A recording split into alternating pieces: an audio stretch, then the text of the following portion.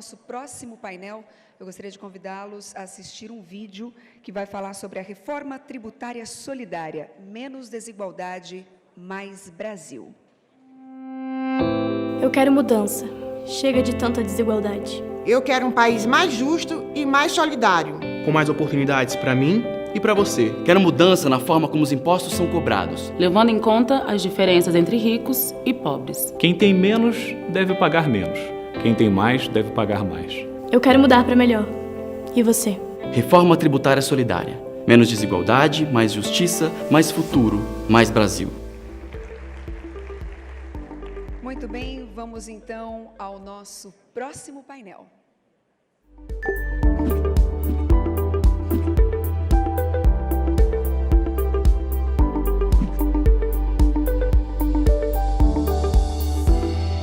Dando sequência ao bloco europeu do primeiro dia do Fórum Internacional Tributário, recebemos 2 PhDs para uma conversa sobre experiência escandinava com sistemas tributários. Falando sobre a relação entre tributação e welfare state na Dinamarca, Michael Klitgaard, doutor em políticas públicas. Para compartilhar o aprendizado sobre o impacto da extinção do imposto sobre a fortuna e seus desdobramentos redistributivos na Suécia, a doutora Åsa Marie Hansson. Muito bem, então chamamos aqui ao palco, primeiramente ele que é professor do Departamento de Ciência Política da University of Southern Denmark e atua como diretor do programa de pesquisa Beyond Class Politics, financiado pelo Danish Council for Independent Research. Ele é também PhD em Políticas Públicas e Administração Pública pela University of Aalborg, na Dinamarca. Recebam Dr. Michael Klitgaard.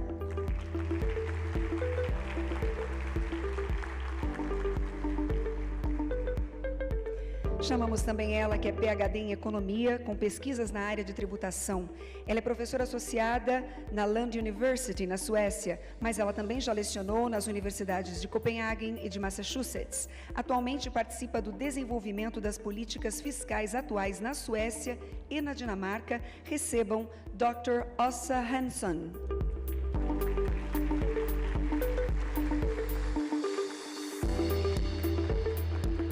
Para debater o tema, nós chamamos ele, que é membro do Instituto Justiça Fiscal, especialista em Economia do Trabalho e mestrando em Desenvolvimento Econômico pela Unicamp. Foi presidente do Unafisco Sindical, o Sindicato Nacional dos Auditores Fiscais da Receita Federal, de 99 até 2003. Recebam Paulo Gil Introini.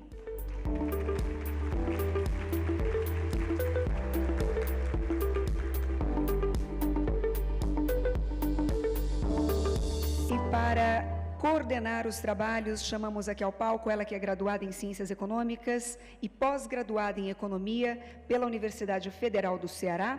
Atualmente é auditora fiscal da Receita Federal do Brasil, aposentada, e presidenta do Instituto de Justiça Fiscal. Recebam Fátima Gondim.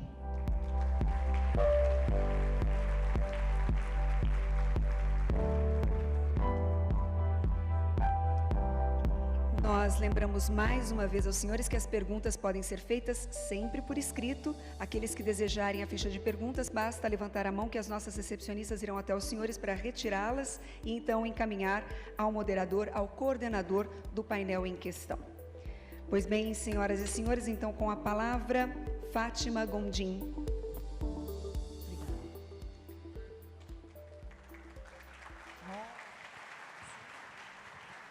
Boa tarde, eu quero saudar vocês todos, saudar meus companheiros da Anfip, da FENAFISP, do Sindifresp, e parabenizá-los por esse evento, e também pela reforma tributária solidária. Eu acho que vai cumprir um papel importantíssimo. Estava lembrando que a reforma da Previdência, a discussão da reforma da Previdência, a Anfip capitaneou e foi importantíssimo para o país. Então, nós esperamos que essa discussão da reforma tributária também assuma as ruas, Mais importante do que a discussão técnica vai ser a discussão com toda a sociedade brasileira. E aí é um papel importantíssimo. Haja visto os presidenciáveis que aqui estiveram e que já estão levando os documentos. Então, parabéns demais à Anfip, FENAFISCO, também pelo projeto. Quero cumprimentar os companheiros do Instituto de Justiça Fiscal, aqui presentes, e as demais entidades parceiras, Conselho Federal de Economia, COFECOM, Departamento Intersindical de Estatísticas e Estudos Socioeconômicos, DIEESE, a Fundação Frederic Ebert Stiftung Brasil, FES, o Instituto de Estudos Socioeconômicos, INESC, cadê a Graziela? E da Oxfam Brasil. Uma saudação especial ao professor Faiane, nosso coordenador, aos companheiros do IPEA, da Unicamp, todos os professores, da UFC também, que tem a Camila, que participou conosco, os palestrantes que aqui estão, também quero saudar, professor Fabrício Oliveira, pelos os conhecimentos compartilhados, grande professor Fabrício, colegas da Receita e demais entidades. Quero agradecer aos palestrantes pela participação, ao nosso debatedor Paulo Gil, pela presença. A gente espera aqui tirar conhecimentos para essa reforma tributária, para cada vez mais conseguir um sistema tributário mais justo, né? A cada palestra a gente vê a Alemanha e França com problemas no seu sistema tributário, aqueles que a gente mais sonha. Vamos ouvir agora Dinamarca e Suécia e ver como nós podemos fazer para alcançá-los. Sobretudo, a Dinamarca e Suécia são dois países com elevado estado do bem-estar social. É o nosso sonho, né, na verdade.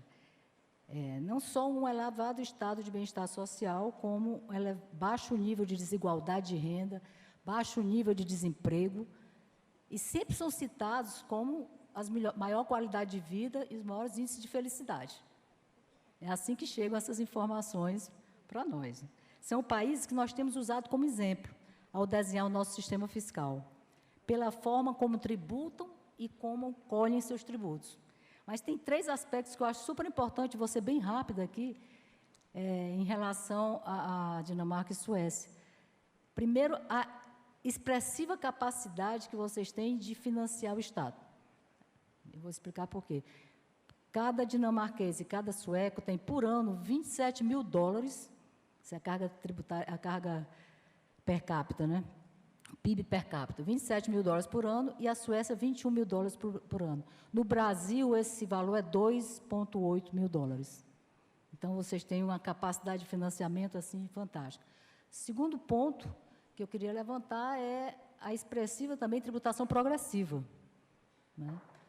A Dinamarca é um exemplo, imposto sobre a renda dos indivíduos, que aqui no Brasil a gente chama imposto sobre a renda das pessoas físicas, na Dinamarca representa 50% da receita total, né? No Brasil, 50% da receita total é de tributo regressivo. Então, já é uma distância. E o terceiro ponto é a cidadania fiscal, que eu não sei como é que se traduz, mas é a capacidade que a sociedade tem de sentir o tributo legitimado, de legitimar o tributo por meio dos serviços públicos, né? Isso se percebe, sobretudo na Dinamarca, acredito na Suécia também, na facilidade que você tem de extração de recursos e do reconhecimento da sociedade que aquele tributo é importante para o bem-estar social dela. Aqui nós estamos distante, ainda é muito frágil essa relação, né? Normalmente, não se percebe, haja vista a redução agora do PIS e COFINS com a greve dos caminhoneiros, foi comemoradíssima essa redução de tributo, sem perceber os efeitos que isso teriam sobre o estado do bem-estar social. Então, dito isso, eu vou passar a palavra para os palestrantes, né? O professor Michael Klitgard será o primeiro, estudioso do estado do bem-estar social, estamos ávidos para ouvi-los.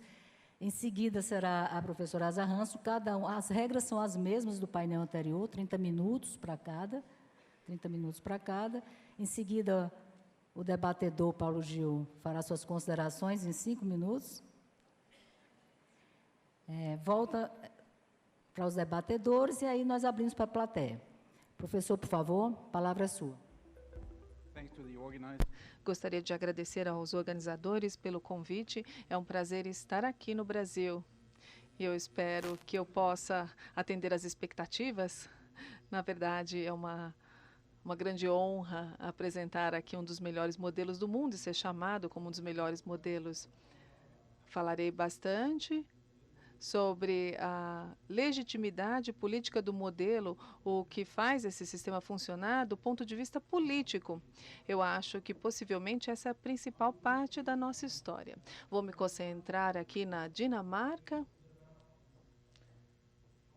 Vou falar sobre o sistema de receita pública, os gastos públicos na Dinamarca. Também vou falar sobre alguns números aqui, como os tributos são coletados, de onde vem a receita pública. E depois falarei um pouquinho sobre como esse dinheiro é gasto, quais são os serviços sociais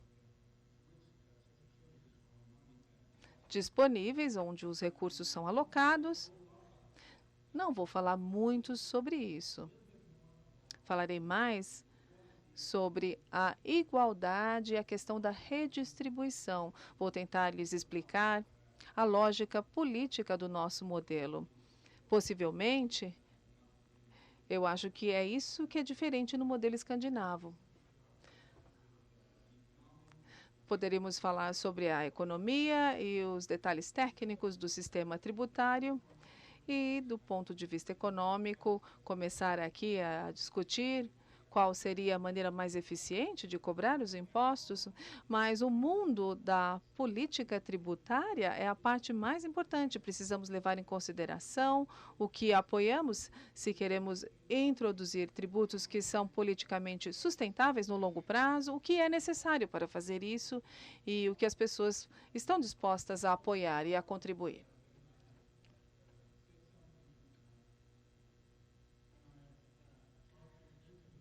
Vou lhes explicar a lógica política do nosso modelo e, ao fazer isso, falarei um pouquinho sobre a opinião pública a respeito dos tributos, da Seguridade Social e redistribuição. Vou tentar lhes explicar aqui como a lógica do nosso modelo e como ele foi organizado politicamente parece se ajustar muito bem com a opinião pública geral a respeito dos tributos, Seguridade Social e redistribuição. Depois falarei também sobre as políticas tributárias recentes, a reforma no estado do bem-estar social e também falarei sobre os debates contemporâneos na Dinamarca e alguns dos desafios futuros que vislumbramos aí para o futuro. Falando agora da Dinamarca. Getting to Denmark, chegando à Dinamarca, foi inventada pelo Francis Fukuyama, um filósofo, e na verdade é uma metáfora para sociedades que funcionam extremamente bem. O que é uma sociedade que funciona muito bem? É uma que tem instituições estáveis e não apenas instituições econômicas, mas instituições políticas estáveis. É uma metáfora para países que são caracterizados por altos níveis de seguridade social, são países que recebem alto nível de confiança, sociedades com altíssimo nível de confiabilidade. Então, os estudiosos pesquisam a respeito disso e os países escandinavos, claro que são classificados no nível mais alto, com relação a esses quesitos, essas dimensões que eu aqui mencionei. E isso se traduz a baixíssimos níveis de corrupção. Ou seja, poderia ser uma apresentação agregada do nosso modelo. O que é mais importante enfatizar é que a filosofia política dominante na Escandinávia é uma filosofia que podemos chamar de ajuste flexível. Os países escandinavos são pequenos. São países pequenos atuando no mercado global. O mercado global não se importa o que é decidido lá na Escandinávia ou em qualquer país escandinavo.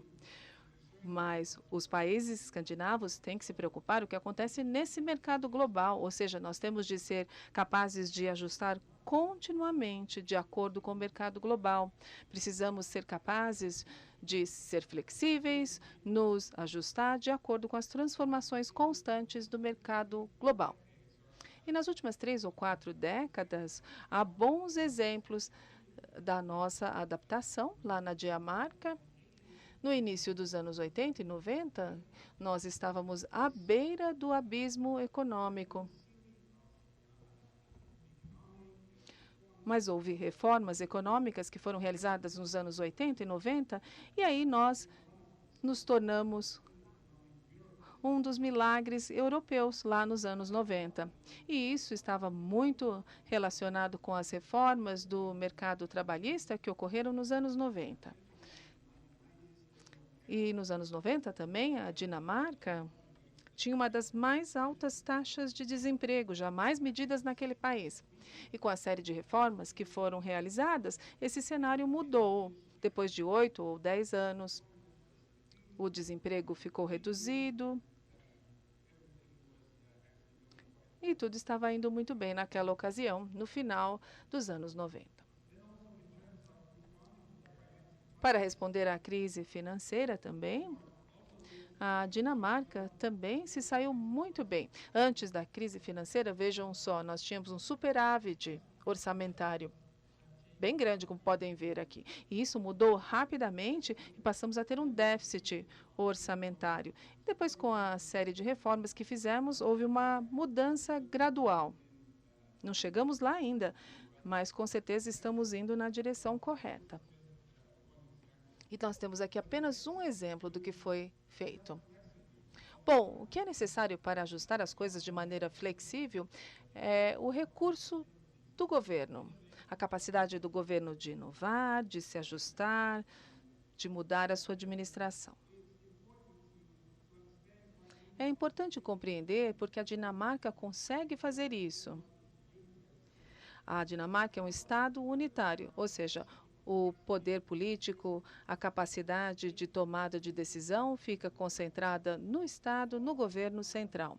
O governo central, o que ele tem de fazer é encontrar 90 pessoas no parlamento dinamarquês que estejam dispostos a aprovar uma legislação e, a partir daí, fazem o que quiserem. Claro, há um alto grau de concentração de poder que é moderado por um sistema eleitoral proporcional. Isso significa que muitos grupos ficam representados ali no parlamento dinamarquês, ou seja, a minoria sempre é o governo e sempre tende a atingir o consenso antes de tomarem uma certa decisão. Além disso, há vários movimentos de coordenação de acordo com os interesses da sociedade. As organizações patronais, os sindicatos e todos os tipos de organizações societais, são envolvidas nesse processo político sempre que decisões importantes têm de ser tomadas, sempre que elas têm de ser organizadas e implementadas. Ou seja, há muito esforço de coordenação, um movimento de inclusão que sempre ocorre. E, finalmente, nós também temos governos locais muito fortes. Constitucionalmente, eles não são independentes, mas são democráticos, são entidades políticas e, basicamente, são as agências que são responsáveis por implementar o estado de bem-estar social na Dinamarca. E o estado de bem-estar social trabalha bem próximo aos cidadãos. Podemos dizer que o estado de bem-estar social dinamarquês corresponde a 98% das cidades. Temos muitas coisas boas para contar a respeito da Dinamarca, as pessoas são felizes, nós temos um nível de classificação de felicidade bastante alto, é uma pesquisa que é feita anualmente, as pessoas, claro, levam uma vida muito boa lá na Dinamarca. Se você não gostar de impostos, eu acho que você tem que ir para outro país, para outro lugar. Se você decidisse mudar para a Dinamarca, trabalhar lá no nosso país, você vai ter de pagar muitos impostos. Se compararmos a Dinamarca com a média dos países da OCDE, a receita fiscal, como porcentagem do PIB, é muito mais alta na Dinamarca do que a média da OCDE, dos países da OCDE. E não apenas a receita é bastante alta, mas o Estado também é bem eficiente em cobrar esses impostos. São bem-vindos na Dinamarca, mas fiquem cientes aqui, fiquem sabendo que muitos tributos são pagos ali na Dinamarca. Vamos ver os números agora. Vamos ver aqui a receita, de onde são provenientes. Podemos ver que há altos tributos na receita pessoal como porcentagem da tributação total. Se compararmos com a média da OECD, a Dinamarca tem um patamar bastante alto, como podem ver aqui. Já foi mencionado também, durante a introdução desse painel, que os tributos são progressivos na Dinamarca e são, sim, de fato, progressivos. A alíquota marginal superior fica entre 50% e 60% aproximadamente. Mas é importante ter ciência de que não precisamos atuar muito na distribuição de renda, até que você seja afetado por essa faixa de tributação superior. Ela afeta apenas 20% da força de trabalho e os trabalhadores de classe média não são muito afetados por essa alíquota superior aqui. Quando avaliamos a tributação do imposto de renda, a lógica do sistema é que todos têm de pagar. Tudo conta como algo tributável, renda tributável. Não apenas o mercado de trabalho, mas também o seguro-desemprego, as pensões, os benefícios sociais, as provisões estudantis. Sempre que você receber um benefício do Estado, você deve, no caso, pagar tributos relativos a esse benefício. A ideia por trás disso é que todos devem contribuir para o sistema, todos devem contribuir com a sua parcela para o sistema. Ou seja, é um sistema tributário progressivo. Bom, mas para apoiar o argumento, eu vou chamar de brandamente progressivo. Falando aqui sobre os tributos sobre consumo, como uma porcentagem da tributação total, aí sim estamos mais em linha com os países da OCDE, mas ainda assim é um pouquinho mais alto. Então, além da tributação de renda que é progressiva, também geramos receita fiscal proveniente de tributos regressivos sobre o consumo. Agora, avaliando os impostos que, em teoria, podem gerar altas rendas, por exemplo, ganhos de capital, tributos estaduais, tributos sobre doações e herança. Na verdade, essa alíquota é bem baixa. Os tributos corporativos, na verdade, geram pouca receita quando comparamos com a média da OCDE. E não há nenhuma política ou proposta para aumentar isso, esse tipo de tributo corporativo ou relativo a doações e à herança. É um dos impostos mais distributivos que nós temos, mas não são muito altos na Dinamarca.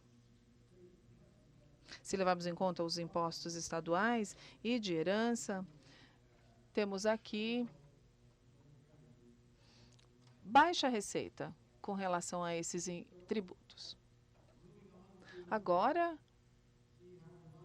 falando dos gastos públicos, como todo esse dinheiro é gasto, e claro que a gente gasta muito dinheiro, não apenas geramos uma grande receita pública, nós também temos aqui os gastos públicos, grandes investimentos.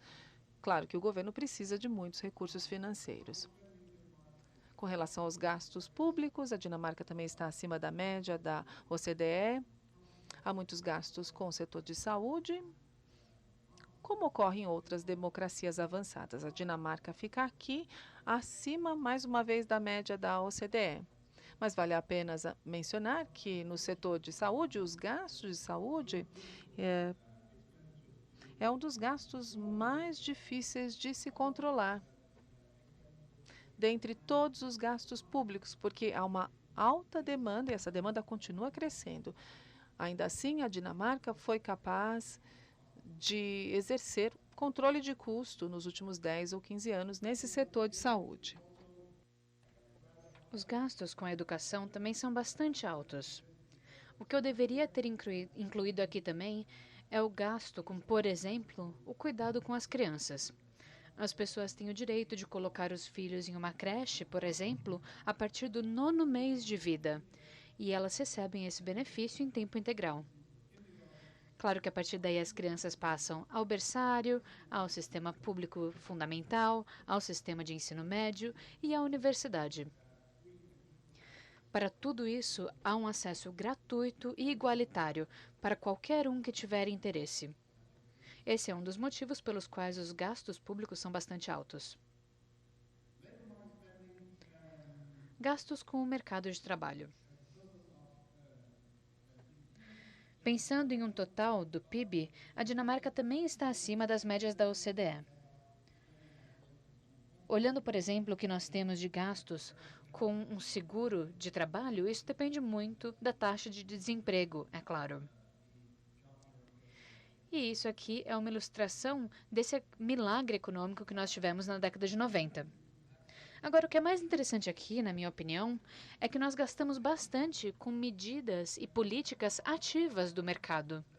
E nós gastamos bastante com medidas do mercado de trabalho quase de forma independente com relação à taxa de desemprego.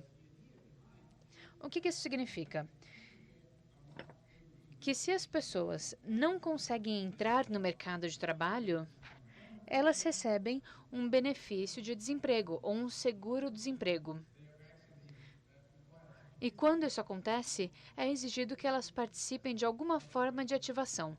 Por exemplo, um treinamento de capacitação, uma medida educacional, para que elas aprendam uma nova habilidade e consigam voltar a entrar no mercado de trabalho. Essa é uma parte de investimento social, digamos assim. A outra parte da história é que assim nós mantemos a legitimidade do sistema. Não é aceitável que as pessoas simplesmente não participem do mercado e não participem do país, porque elas estão se beneficiando do seguro-desemprego. Então, recebendo o seguro-desemprego sem participar do mercado de trabalho, é necessário então que essas pessoas contribuam de outra forma, por exemplo, participando de programas para entrarem no mercado de trabalho no futuro. Aqui nós temos grandes mensagens dessa apresentação. O que nós devíamos saber sobre a receita pública e sobre o gasto público na Dinamarca? Nós devemos saber que as grandes receitas advêm de uma tributação de renda que é medianamente progressiva. É importante entender que o índice tributário marginal afeta mais ou menos 20% da força de trabalho. As grandes receitas vêm de tributação regressiva. E nós geramos pouco tributo dos tipos de tributo que poderiam entrar na área de distribuição. Essa realmente não é uma grande fonte de renda na Dinamarca, de receita. Além disso, na Dinamarca, nós vemos que grande parte dos gastos é alocada a programas da classe média, por exemplo, saúde, educação, creche e por aí vai. Isso significa que nós estamos gerando a receita pela classe média por meio dos impostos de renda e por meio também dos impostos de consumo, mas nós também gastamos esse dinheiro justamente com a classe média. Isso, claro, cria um paradoxo. Na literatura da área, esse paradoxo é chamado de paradoxo da redistribuição. Por quê? Porque quando um país não depende dos impostos de maior redistribuição do Código Tributário, mas gasta esse dinheiro com a classe média e não com a classe mais pobre e mais carente, como pode haver um nível de desigualdade tão alto, mas com alíquotas tão baixas? E com níveis de pobreza tão baixos? Esse é um modelo que tem esse nome e que criou coeficientes. Um dos coeficientes se chama coeficiente de Gini. Aqui nós levamos em consideração impostos e transferências. Então, a Dinamarca fica aqui e vira um dos países mais igualitários do mundo. Mas voltando à pergunta do porquê a desigualdade é tão baixa, mesmo quando nós não usamos as ferramentas que estão à nossa disposição justamente para reduzir a desigualdade, eu acho que é muito importante compreender o seguinte: existe uma lógica política por trás desse modelo. Em vez de confiar demais em ferramentas regressivas do lado da receita, isso pode ser explicado como resultado de um comprometimento de classe entre o trabalho e o capital. O trabalho contribui com isso, com a moderação dos salários e com a paz social, o que é muito bom para a economia e muito bom para a estabilidade econômica e para o crescimento econômico no longo prazo. Por outro lado, em troca disso, o trabalho cria políticas de bem-estar social muito generosas, por exemplo, educação, bem-estar, previdência, creche e por aí vai. Vamos falar sobre a contribuição do capital. O capital contribui com investimento estável, o que é bom e necessário para o crescimento econômico. Em troca disso, o governo, digamos assim, promete não tributar esses benefícios. Então, nesse caso, o que o governo faz é tributar o trabalho e tributar os salários para conseguir pagar por esses benefícios que serão oferecidos depois, justamente à parte trabalhista e à classe média. Então, digamos assim, há um toma lá da cá. Há um comprometimento em que nós criamos um crescimento estável de longo prazo e nós também criamos paz social, uma boa moderação e um investimento nesse tipo de modelo de estado de bem-estar social. Vejamos então o que está acontecendo do lado dos gastos e dessa orientação para a classe média. Nós dizemos aqui que a teoria do modelo é fundamentada na ideia de que quanto mais nós miramos os benefícios nos carentes, mais improvável fica que nós reduzamos a pobreza e a desigualdade. A ideia por trás dessa teoria é a seguinte: se nós decidirmos tributar os ricos para ajudar os pobres, a sustentabilidade política desse tipo de atividade não existirá. Por quê? Porque esse modelo não terá o suporte político no longo prazo. Então, em vez de fazer isso, o que nós precisamos fazer? Oferecer benefícios de bem-estar social para a classe média, porque isso incentiva a formação de uma coalizão de bem-estar social. E se nós tivermos uma classe média cuja grande maioria vote, isso terá um efeito político muito grande. Esses benefícios de bem-estar social para a classe média criam esse tipo de coalizão, criam esse tipo de suporte e acabam garantindo um acesso igualitário aos serviços sociais também à classe mais pobre. Dessa forma, a classe mais carente fica incluída nessa coalizão de solidariedade. Dessa forma, então, nós ajudamos os pobres justamente não trabalhando diretamente com eles.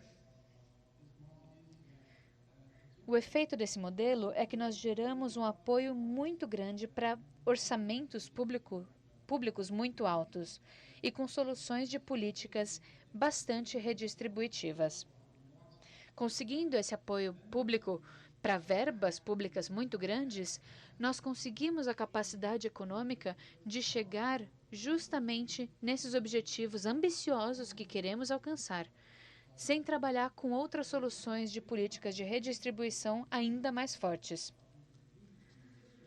Então, nesse caso, trabalhar dessa forma com a redistribuição no sistema faz a diferença, porque estamos falando com uma grande quantidade de dinheiro. Mas se essa é a teoria, como que ela se encaixa na estrutura do suporte? Como que isso se encaixa no que as pessoas pensam sobre o sistema?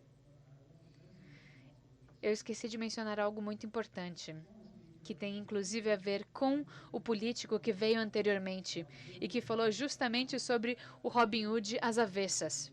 A minha recomendação para ele é a seguinte: se o senhor quiser conseguir algo que nós conseguimos na Dinamarca, esqueça o Robin Hood. Não tem nada a ver com Robin Hood. Porque realmente a ideia aqui não é taxar os ricos para ajudar os pobres. A ideia é taxar a classe média para que a classe média se ajude. Pensando então nesse suporte e analisando, eu peguei algumas informações sobre os gastos públicos. Esse foi um estudo eleitoral feito na Dinamarca e nós vimos o seguinte: comparando esses programas bem direcionados à classe média com programas mais direcionados a outras coisas, perguntamos aos entrevistados se eles achavam que os gastos públicos estavam altos demais, adequados ou baixos demais. E fica muito claro aqui que, com relação aos programas direcionados à classe média, eles gostariam de gastar mais. No entanto, pensando nos outros programas direcionados a outras coisas, principalmente direcionados às categorias mais pobres, tudo bem, eles acham que os gastos são adequados. No entanto, há muita gente que acha que esses gastos são altos demais e muita gente que acha que eles são baixos demais. Eu acho que isso mostra um ponto de vista bastante equilibrado.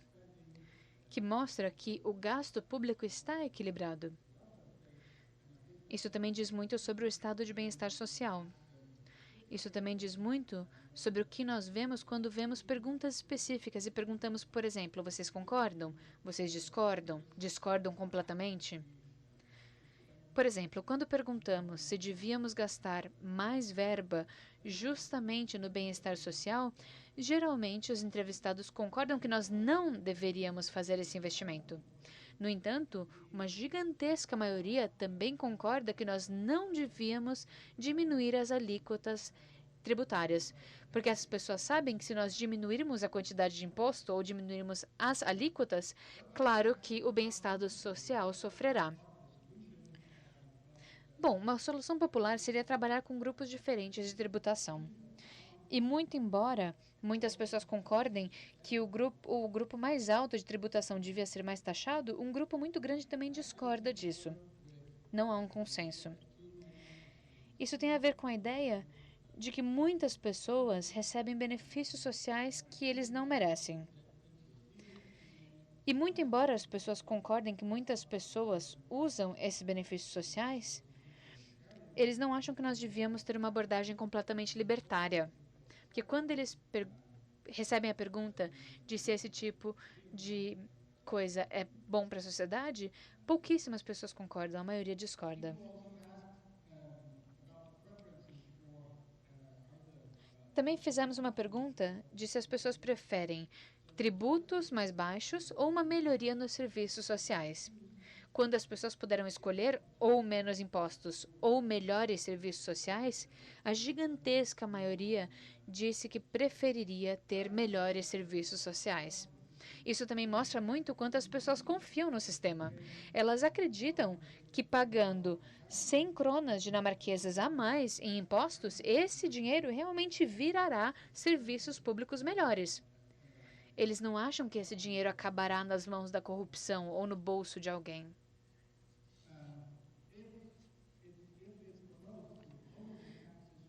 Quando propomos, por exemplo, uma redução dos impostos e perguntamos, olha, devíamos diminuir o imposto de renda ou o imposto sobre o consumo?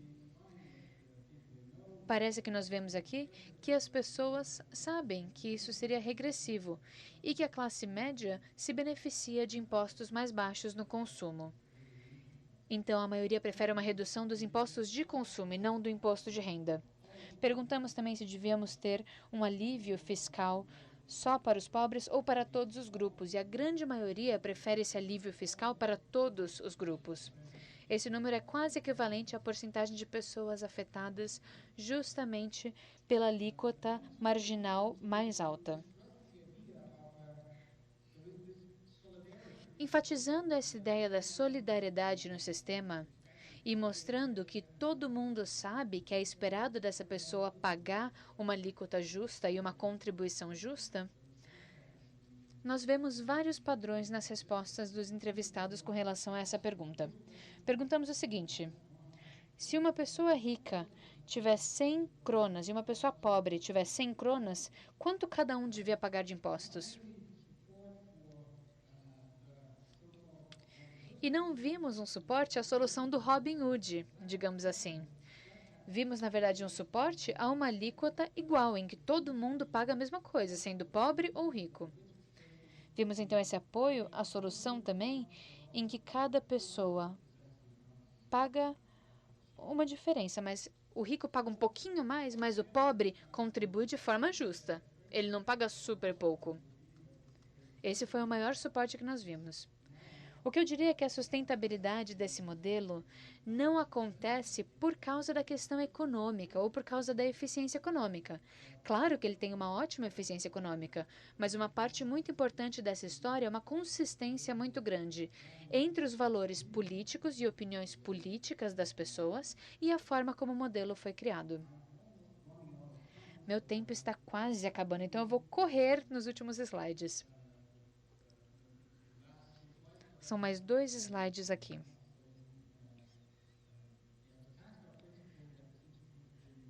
Esse princípio tributário que foi trazido em 2001 foi um princípio de interrupção tributária. dizendo que se um novo tributo fosse aumentado ou criado, isso deveria ser associado a uma medida para fazer uma compensação do imposto total pago. Isso foi uma mudança e mudou completamente as políticas tributárias da Dinamarca.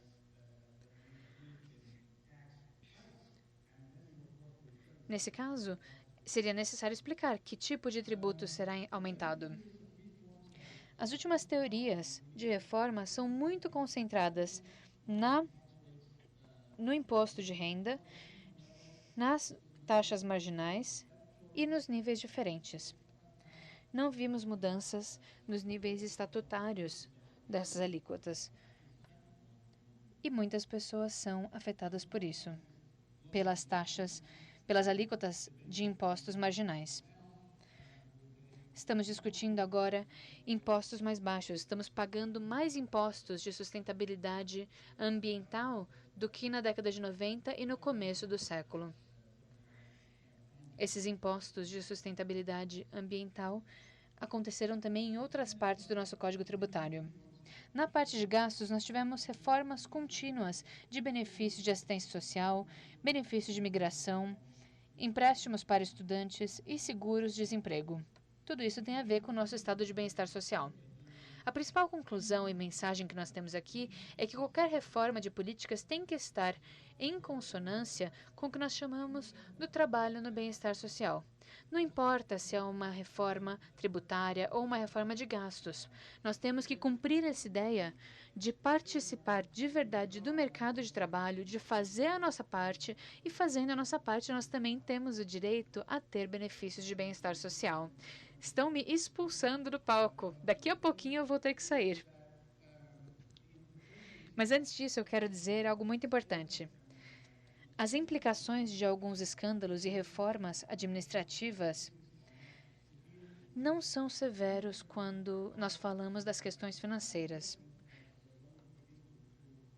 No entanto, nós começamos a questionar a legitimidade dos modelos em alguns momentos, e é necessário ter essa discussão de se nós podemos confiar em todo mundo e confiar que todos vão pagar a parte que devem. Conforme essas discussões vão acontecendo, nós vemos algo equivalente a não ir à Dinamarca, mas sair da Dinamarca.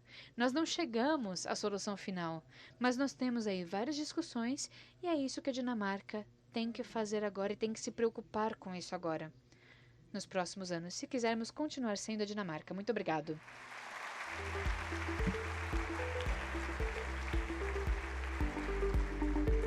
Professora, por favor.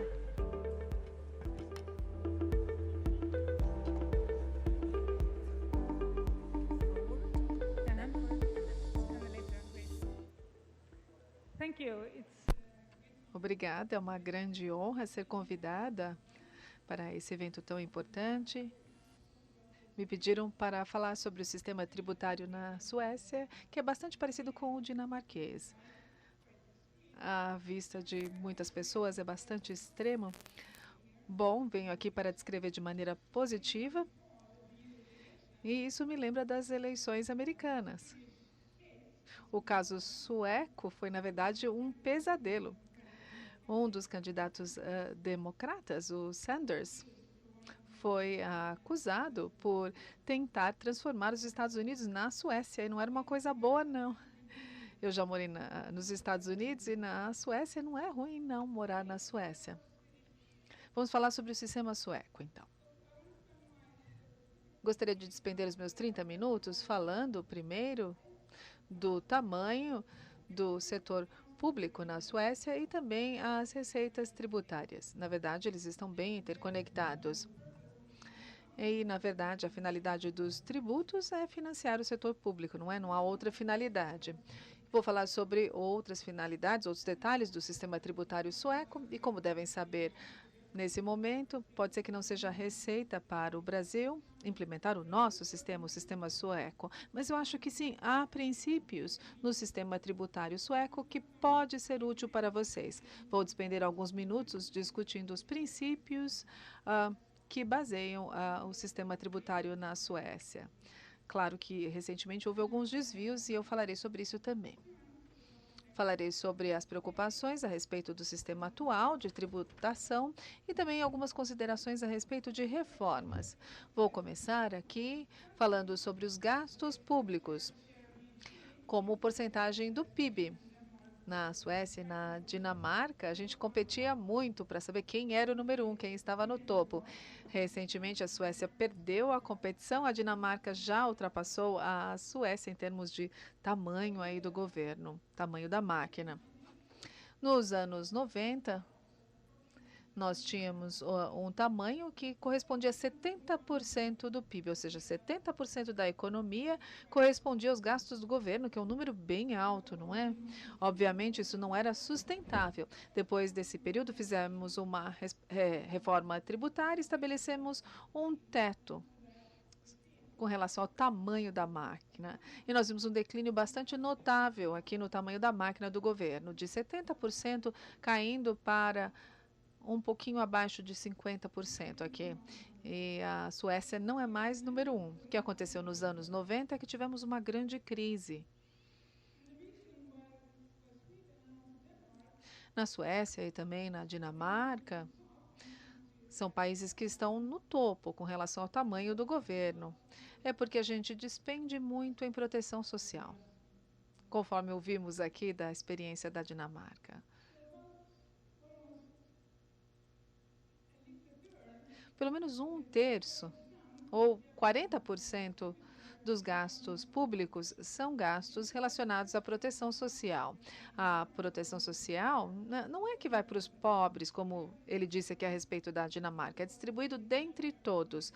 Nós temos o bem-estar social que vai desde o berço até a pessoa falecer.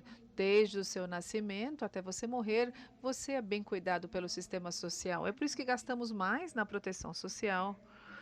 E nós nos destacamos com relação ao nosso tamanho, o tamanho do governo, da máquina do governo. Acho que é um caso bastante exclusivo. Gastamos bastante também no setor de saúde e de educação. Agora, falando sobre a receita fiscal, há uma conexão entre os gastos e entre o que é coletado. Na Suécia e na Dinamarca, nós também estamos no topo com relação à cobrança e à receita fiscal.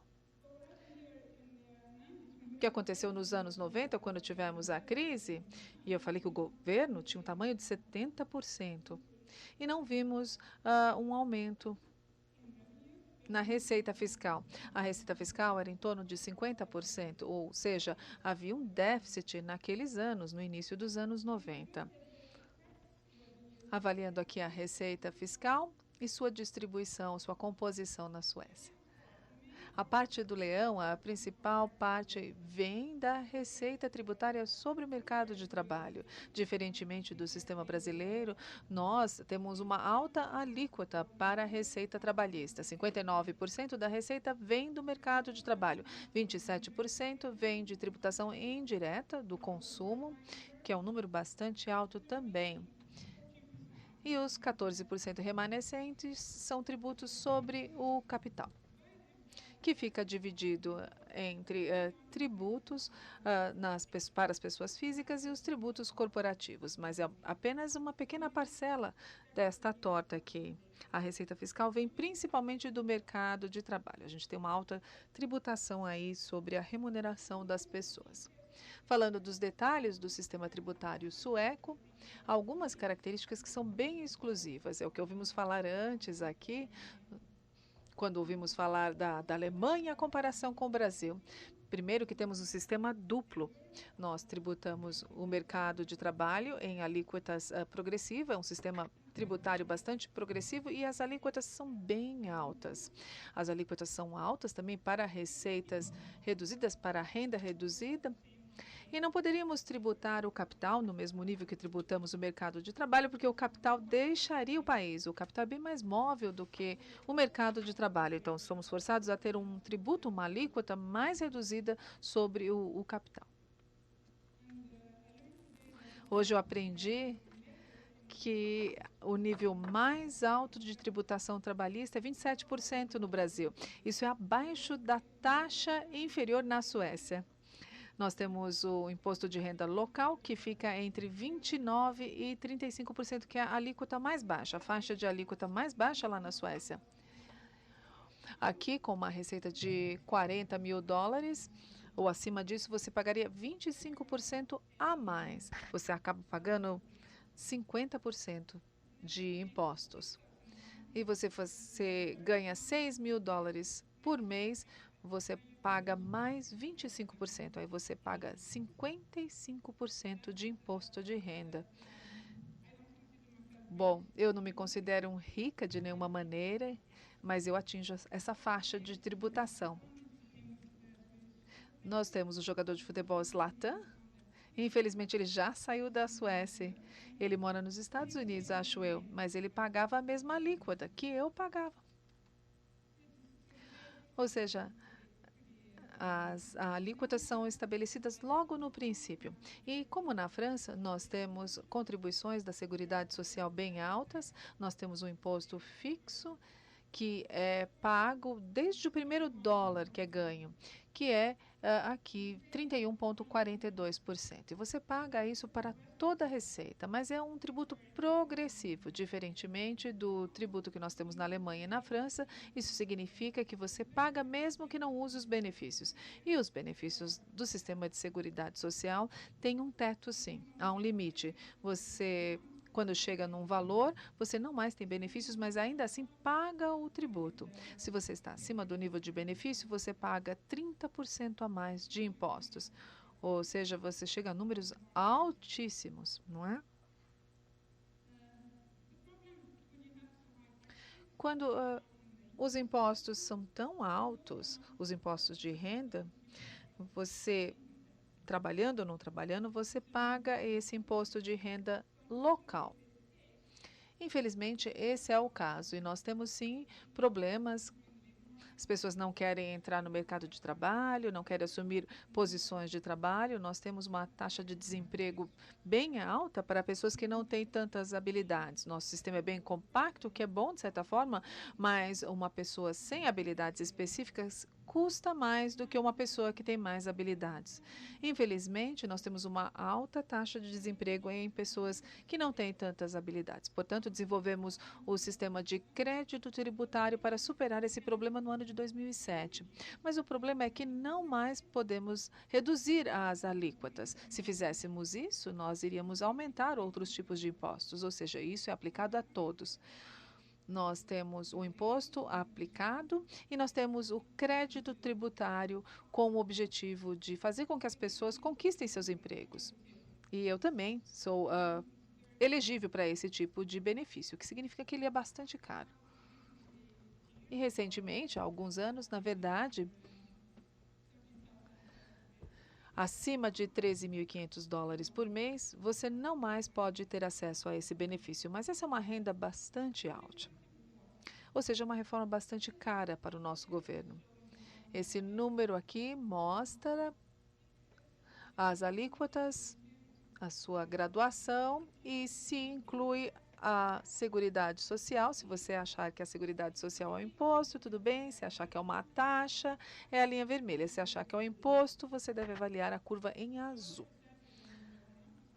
É tudo isso que diz esse gráfico. Mas nós temos alíquotas tributárias marginais, a mais alta é 70%, e ela também pode afetar rendas inferiores, rendas baixas. Não é como o caso francês, que só afeta as pessoas que ganham mais de 1 milhão de euros. Essa alíquota pode afetar pessoas de renda média que trabalham em período integral. É esse o nível de alíquota que elas têm que pagar. O que também é bom, porque isso significa que nós captamos muito dinheiro no governo. Mas também pode ter os seus efeitos, como o efeito que vimos ocorrendo na França. A experiência dos 75% do imposto de renda, claro que muda o comportamento das pessoas e faz com que as pessoas se esforcem menos. Quando eu vou para os Estados Unidos falar sobre o sistema tributário sueco, eles me perguntam, como é que você acorda de manhã se você paga 70% do que você ganha em imposto de renda, você fica só com 30%, vale a pena levantar, não é? De noite, naquele inverno frio e ir trabalhar? Eu acho que é uma boa pergunta, na verdade. Eu acho que há poucas respostas para essa pergunta. Uma das respostas é que boa parte dos suecos não tem ciência da alíquota que pagam.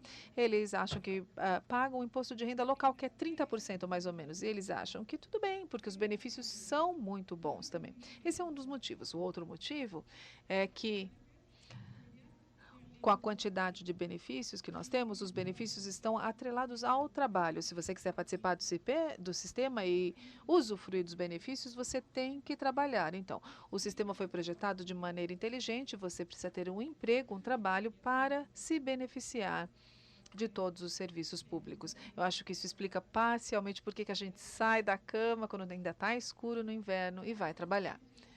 Aqui, mais uma vez, olhando a pessoa física, que ganha 2 vezes mais do que a média, nós temos um altíssimo nível de imposto. Em azul, nós temos a Seguridade Social, em vermelho, nós temos a exclusão da Seguridade Social. Se você excluir a Seguridade Social, o imposto fica em torno de 60%. Temos aqui a comparação com a França, mais uma vez, que já foi descrita antes como um país com uma alta contribuição de seguridade social. Parece que sim, os dados são consistentes. O ponto é que, na verdade, a Suécia tem altos níveis de impostos no mercado de trabalho. Vamos ver aqui a receita de capitais. Aí a história é diferente.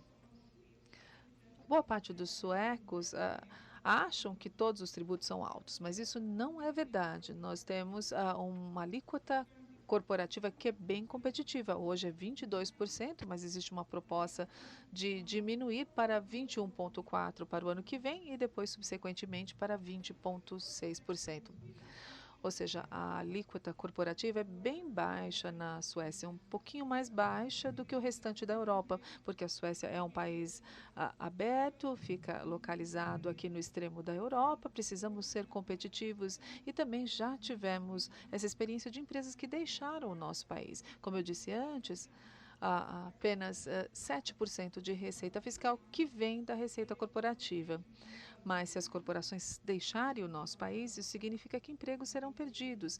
E aí estaremos também perdendo uma grande porcentagem da receita tributária. Ou seja, faz sentido ter essa alíquota tributária para corporações bem baixas. Com relação às pessoas físicas, o tributo também não é muito alto. Nós temos uma taxa fixa de 30% sobre os ganhos de capital. E há alguns anos nós introduzimos também um modelo que foi copiado da Holanda. Mas, na verdade, nós não tributamos a restituição, mas sim um valor fixo, que é baseado na taxa de juros. E, na verdade, essa restituição é bem baixa hoje em dia, ela é fictícia. Se você decidir colocar os seus investimentos financeiros de acordo com esse modelo, a sua tributação será bem baixa. E também temos tributação bem baixa sobre os dividendos para certas corporações. Uma reforma tributária foi feita para terrenos, propriedades, uma reforma que não foi apreciada pelos economistas, uma reforma tributária que tornou esse imposto sobre propriedade regressivo, 0,75% do valor avaliado, mas existe um limite. O limite é de $850 por ano. Se o valor avaliado da sua propriedade tiver um imposto superior a isso, a $850, significa que você paga o máximo, que é menos de $1.000 por ano. Ou seja, é um sistema tributário bem regressivo. Se sua propriedade valer menos, você paga 0,75%. Não obtemos, então, muitos recursos financeiros dos impostos prediais.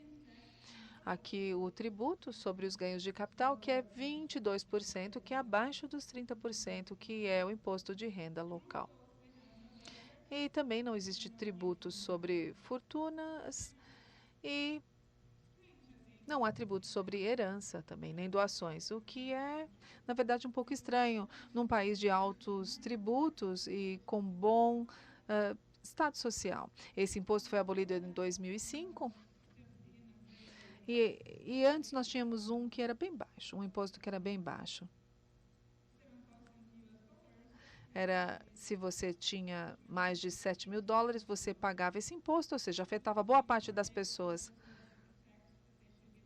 Na verdade, decidiram então se livrar desse tributo, mas queriam manter o imposto sobre as fortunas. Mas quando você então gerou aqui a isenção no imposto de herança e de doação, houve muitas questões relacionadas à família e as pessoas acabavam ficando abaixo do limiar. E aí o imposto sobre as fortunas não mais fazia sentido. E aí, depois de algum tempo, também decidiram se livrar do imposto sobre as fortunas. Se tivessem feito o oposto, se tivessem primeiro isentado o imposto sobre fortunas, talvez ainda tivéssemos mantido os impostos sobre heranças e doações, que talvez tivesse feito mais sentido, mas não foi o que ocorreu.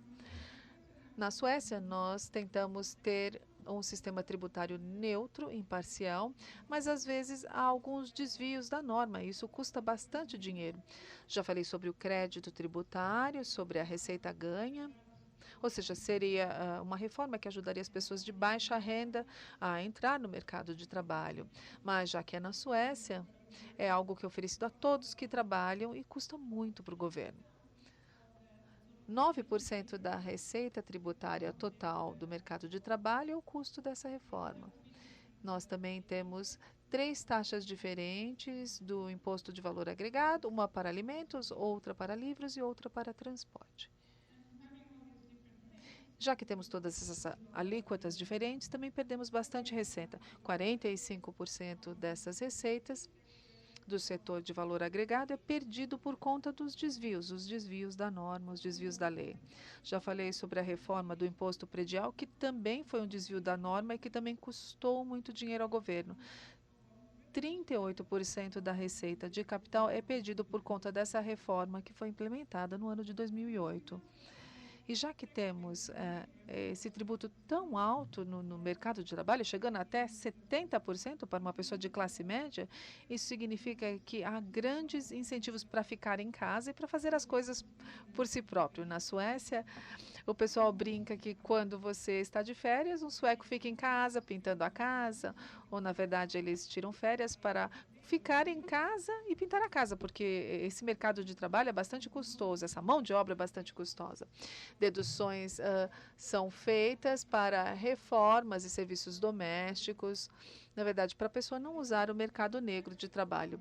É uma reforma e um desvio da norma que, na verdade, faz sentido por conta dos altos níveis de tributos na Suécia. Voltando e falando sobre os princípios por trás do sistema tributário, acho que o sistema tributário sueco é, na verdade... Bom, quando ele foi implementado lá em 91, era um sistema tributário excelente. E agora já vemos desvios ocorrendo, desvios desses princípios aqui. Mas, como eu disse, em 1991, houve uma grande recessão. A economia não estava indo bem, houve uma crise e também houve a reforma tributária que foi implementada na ocasião. E foi algo que reformou todo o sistema, foi uma grande mudança. O princípio por trás do sistema tributário é que não devem ser os impostos que decidem o que você faz, quanto você trabalha, onde você investe. Deve ser um sistema neutro. Então, decidiram usar um sistema uniforme, tudo é tributado da mesma maneira, ou seja, seria um sistema neutro. Se você tributa tudo na mesma faixa, na mesma alíquota, não importa o que você faz, você ainda assim terá de pagar o mesmo nível de impostos. Dessa forma, nós evitamos brechas e evitamos grandes isenções, tributando as pessoas por tudo que elas fazem. Foi isso então que nós fizemos, diminuindo as alíquotas e fazendo um sistema uniforme. Essa redução foi de 87% para 50%, para essa alíquota tributária marginal superior da renda do trabalho. Isso também aconteceu quando houve a introdução do sistema tributário de receita duplo. O capital era tributado a 30% para a maioria. A partir daí, também houve a introdução de uma alíquota uniforme do IVA. Então, todo o consumo era tributado a 25%. Essa uniformidade foi o mantra e o princípio por trás deste sistema tributário. E a ideia foi que os impostos não devem afetar as nossas decisões e comportamentos. Um ano após a instituição dessa reforma, muitos não aceitavam o desvio desse princípio de uniformidade. Então, em 92, nós introduzimos alíquotas mais baixas para algumas mercadorias, por exemplo, alimentos. Foi aí que nós decidimos não trabalhar só com uniformidade. Desde a reforma, em 91, nós tivemos 500 mudanças no sistema tributário sueco. É bastante mesmo. E eu diria que muitas dessas mudanças não foram só motivadas em princípios econômicos sólidos, mas foram motivadas por políticos que não conseguiram segurar os grupos de lobbying que estavam pedindo tributações mais baixas para alguns casos. Hoje em dia, para a maioria dos economistas, pelo menos, há uma necessidade de uma reforma tributária maior, que tem a ver com o sistema tributário completo. Nós também queremos o que queríamos antes, em que a tributação era mais igualitária, para que haja mais espaço justamente para o uso de alíquotas mais baixas, para gerar a renda em alguns canais específicos. E como aqui nós temos um país com alta tributação, é necessário ter um sistema tributário muito bom. Por causa disso, eu acho que é sim necessário reformar o sistema tributário. E o princípio que era bom em 1991 de neutralidade e uniformidade continua sendo bom. Nós devíamos ter alíquotas amplas, com poucas brechas e bastante baixas também, se possível. Nós devemos evitar as isenções e os gastos tributários que nós acabamos de criar. Também há uma discussão muito interessante que aconteceu hoje de manhã de se nós devemos tentar uma otimização ou uma uniformidade, não é? Porque com um sistema tributário que não afeta o nosso comportamento, é possível trabalhar com o conceito da otimização, em que a gente usa bases tributárias diferentes de acordo com a mobilidade daqueles espaços. Então, por exemplo, para um espaço tecnológico bem móvel, com capital financeiro, nós podemos atribuir uma alíquota menor do que, por exemplo, a alíquota sobre imóveis ou sobre trabalho, porque há menos mobilidade. Não sei, essa é uma forma de conseguir a neutralidade. Outra forma é tributar basicamente tudo com a mesma alíquota. Essa é uma discussão interessante, em que a gente tem a otimização com diferentes alíquotas ou a uniformidade com alíquotas muito parecidas ou idênticas. Eu acho que há argumentos muito fortes para a uniformidade. Um deles é que a gestão é mais fácil e há menos susceptibilidade à fraude. Outro argumento importante é que com o sistema otimizado, é necessário mudar esse sistema tributário com bastante frequência, porque a mobilidade desses espaços muda, e quando o sistema muda, aí a tributação também tem que mudar. Por causa disso, o sistema tributário fica muito instável, e é necessário que os políticos estejam muito atentos para mudar tudo conforme a sociedade muda, e isso não é realista.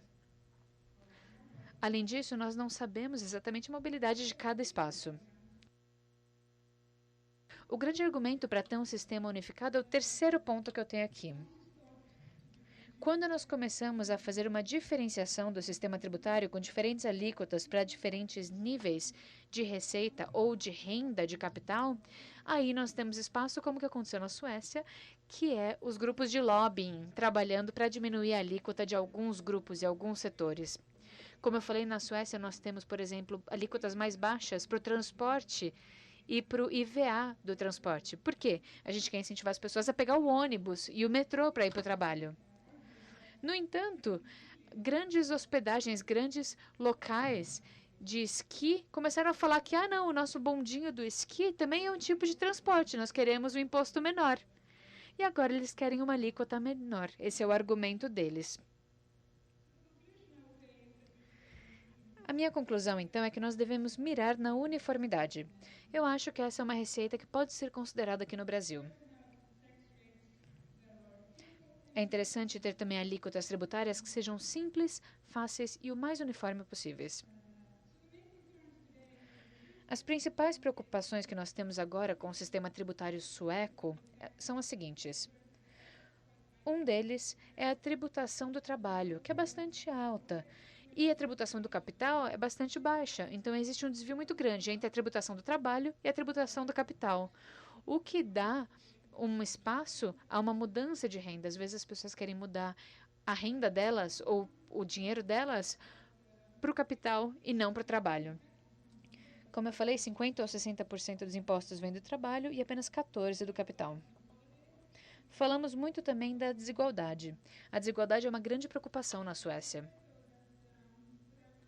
No entanto, eu diria que nós temos cada vez menos desigualdade entre quem tem renda de capital e quem não tem, ou pessoas que têm instrumentos financeiros ou não. Mas eu diria que a principal preocupação na Suécia tem mais a ver com quem trabalha e com quem não trabalha. Essa é uma grande preocupação. Tivemos uma grande onda de imigração há 2 anos e temos um problema de desemprego no momento para essas pessoas. Então, a grande diferença que nós temos no coeficiente de Gini é justamente a diferença entre as pessoas que trabalham e que não trabalham. Se diminuirmos a tributação do trabalho, aí acho que teremos mais incentivos para criar novos empregos e para justamente aceitar o emprego e querer trabalhar. Temos também problema com evasão e elisão fiscal. Em comparação com outros países, esse problema é baixo, mas ele ainda é um problema. A principal preocupação é como existe essa transferência do capital da renda de trabalho para a renda de capital. Vocês mostraram isso muito bem quando vimos o exemplo da França. Quando nós temos alíquotas super altas, por exemplo, 75%, isso afeta o comportamento das pessoas. Na Suécia, vemos uma comprovação de que essa alíquota de 70% é o que nós chamamos do que está do lado errado da curva. Se abaixarmos e diminuirmos essa alíquota, provavelmente não vamos afetar a receita colhida pelo Estado. Por quê? Porque com uma alíquota super alta, o comportamento é afetado sim, as pessoas querem trabalhar menos. Ou, por exemplo, elas recorrem ao mercado negro. E elas tentam planejar os tributos para realmente fazer uma elisão. Essa é uma coisa muito importante. Eu gostaria de ver essa mudança de alíquotas mais baixas para o trabalho e alíquotas mais altas para o capital. Nessa imagem, nós vemos a diferença entre como nós tributamos o trabalho e o capital justamente. Vemos que a Suécia tem uma diferença bastante grande entre a tributação dessas duas áreas. São 25 pontos percentuais de diferença entre como nós tributamos o trabalho e o capital, o que é uma diferença gigantesca. E isso cria incentivos muito grandes para tentar transferir a sua renda do trabalho para o capital. Na minha opinião, isso é insustentável. Além disso, como já falei anteriormente, nós temos uma alta carga tributária. E muitos suecos e outras pessoas também acham que nós tributamos tudo com uma alíquota altíssima. No entanto, aqui na distribuição, nós estamos longe de um momento ideal em como nós tributamos a riqueza, a propriedade e outras coisas do tipo. Não temos tributos sobre grandes riquezas e sobre heranças. Temos só um tributo sobre propriedades. E isso não gera muita receita para o governo. Então, nós acabamos tendo um custo transacional quando uma propriedade é vendida. É daí que vem a nossa receita. Mas na distribuição, nós estamos lá no final com relação à tributação desses itens. E eu gostaria de falar uma última coisa antes de encerrar. Eu acho que isso é muito único na Escandinávia. Nós temos níveis de compliance bem altos. Os suecos pagam os seus tributos, na sua grande maioria. Nós já ouvimos isso sendo mencionado hoje algumas vezes e falamos sobre a investigação de evasão e elisão fiscal. Na Suécia e na Escandinávia, nós temos pouco desse problema. Os suecos realmente não fazem evasão e elisão fiscal com tanta frequência. Um dos motivos, provavelmente, é que os tributos sobre a riqueza são muito baixos e temos uma moral tributária. As autoridades fiscais trabalharam bastante para conseguir isso, essa conscientização tributária. Além disso, nós temos um sistema integrado. Então, não é muito possível dar uma volta na sua declaração. Por quê? O empregador faz o pagamento dos impostos para a autoridade, as instituições financeiras fazem o pagamento dos impostos diretamente às autoridades e apenas algumas pessoas na Suécia conseguem dar uma volta no sistema, relatando ou declarando a sua receita e a sua renda diretamente. Mais de 95% das rendas são declaradas diretamente pelas autoridades, ou pelas instituições financeiras, ou pelos empregadores. Além disso, nós temos um slogan. A ideia é fazer tudo de forma fácil para que todo mundo faça da forma certa. Então, enviar uma declaração tem que ser fácil, compreender as regras tributárias tem que ser fácil, cumpri-las tem que ser fácil, e essa é a ideia. Nós temos, por exemplo, pessoas que passam por cursos, pessoas da autoridade fiscal que passam por cursos sobre como criar uma comunicação fácil. E as pessoas podem ligar para a Receita Federal de lá e tirar as dúvidas de como fazer a declaração. No entanto, ainda trabalhamos bastante para evitar a elisão e a evasão fiscais. O meu tempo acabou, infelizmente, e assim encerro minha palestra. Muito obrigada pela atenção, pelo convite e por tudo.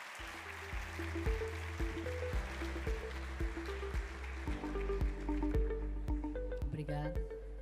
Vamos passar para o debatedor. Paulo Gil, 5 minutos. Tempo correndo. Olha aí. Então vamos para São Silvestre, como disse a palestrante. Boa tarde a todas as pessoas. Quero cumprimentar os organizadores do evento também, a Fátima, a Asa, o Maico. Eu acho que meu papel aqui é destacar alguns contrastes que estão muito evidentes para todos, ou dar alguma relevância. Acho que a primeira questão é que nós, no Brasil, temos como prioridade reduzir as desigualdades. E foram apresentados aqui 2 modelos de sociedades mais igualitárias. Na relação de renda entre os 10% mais ricos e 10% mais pobres na Dinamarca e na Suécia, eu creio, se eu não estou enganado, não ultrapassa 7 vezes essa relação, não é isso? Em torno disso. No Brasil, nós tínhamos uma relação, até 2014, de 47 vezes, e depois aqui do golpe, foi para 54 vezes já. Relação de renda entre os 10% mais ricos e 10% mais pobres. Então, o primeiro destaque que eu faço é com relação a alguns princípios de tributação. Está ali nosso decano, professor Fabrício Augusto de Oliveira, né, Fabrício, no seu livro, que é referência, deveria ser referência para todos nós, falando, por exemplo, do princípio da neutralidade da tributação, de que a tributação não deve influir na posição dos agentes econômicos. Então, cada um desses países tem uma realidade histórica diferente, um processo histórico, não é?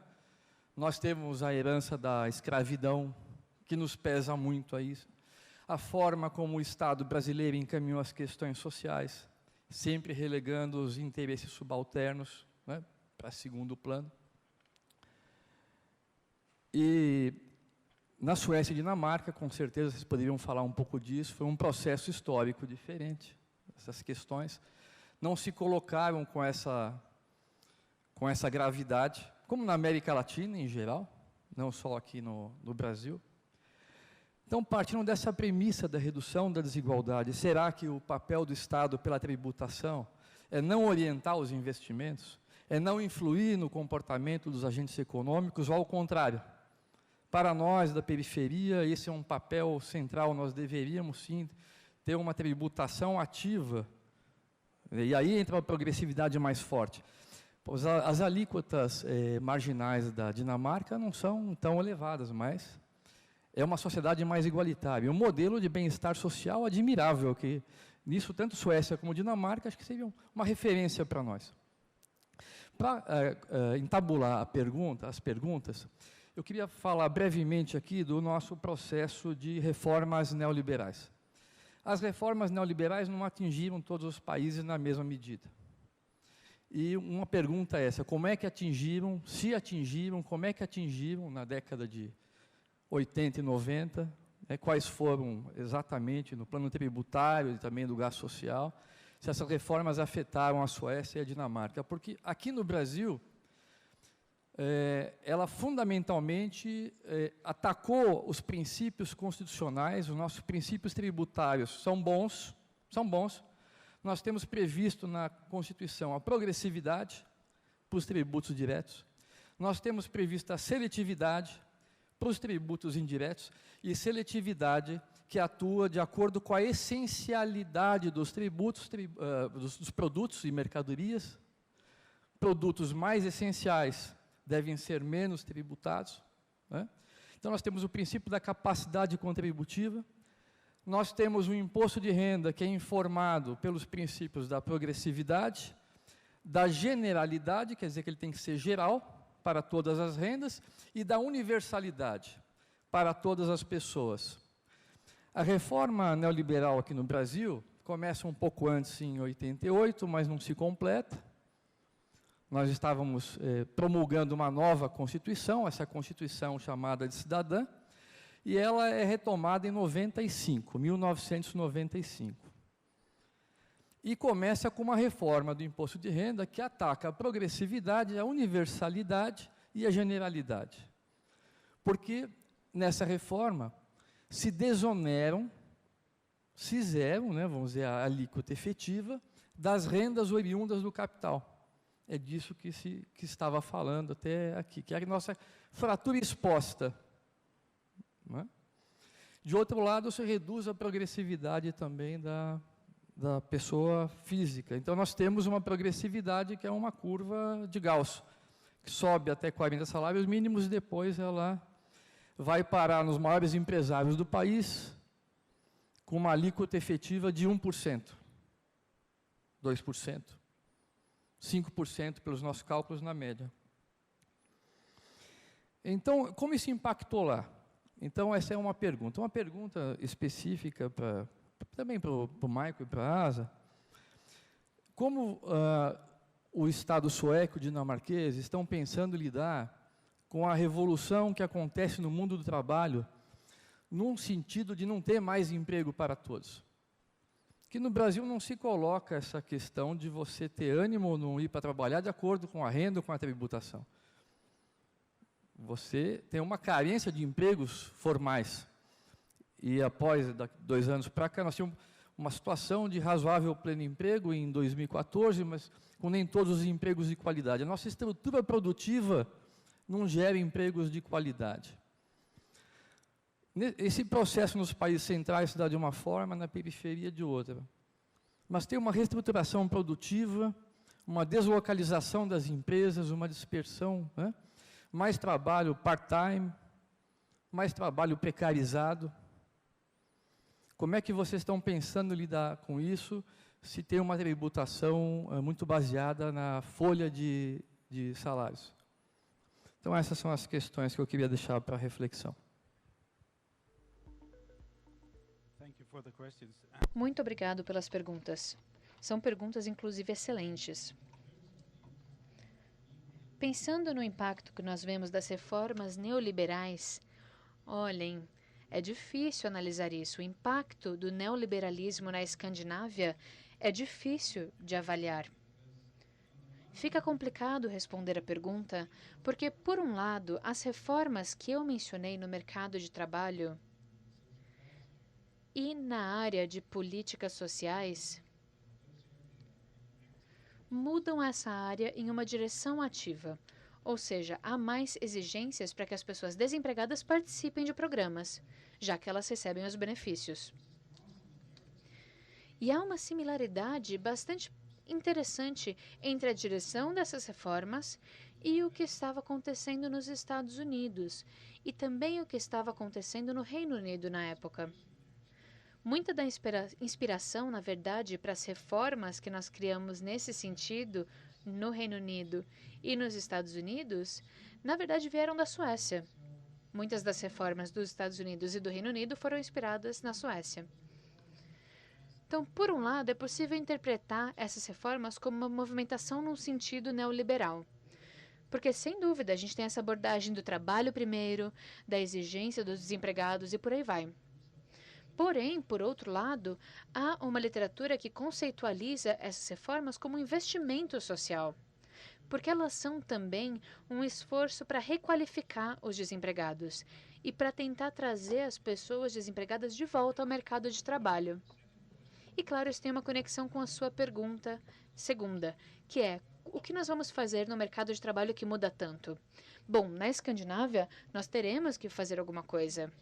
A resposta a qualquer pergunta sempre foi educação, educação e educação. É isso que vai acontecer também com relação a essa mudança do mercado de trabalho. Bom, de um lado, com certeza já enxergamos o que aconteceu no mercado de trabalho e a reforma das políticas sociais. Ou seja, estão conectadas com a agenda neoliberal. Por outro lado, também faz parte do investimento social. Como um dos meus colegas disse, se você ver políticas do mercado de trabalho como parte da agenda neoliberal, aí você precisa reescrever toda a história do bem-estar social da Suécia, porque essa história foi baseada em políticas do mercado liberal, mesmo antes da virada do século passado. Eu não sei qual seria a conclusão,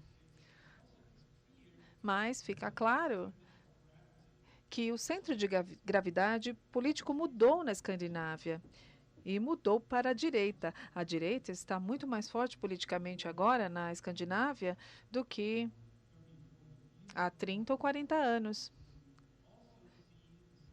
E também podemos ver todos os sinais, ataques ao estado de bem-estar social, há menos consenso com relação ao bem-estar social. Nós vemos sinais disso. Mas eu diria que o neoliberalismo não teve muito impacto.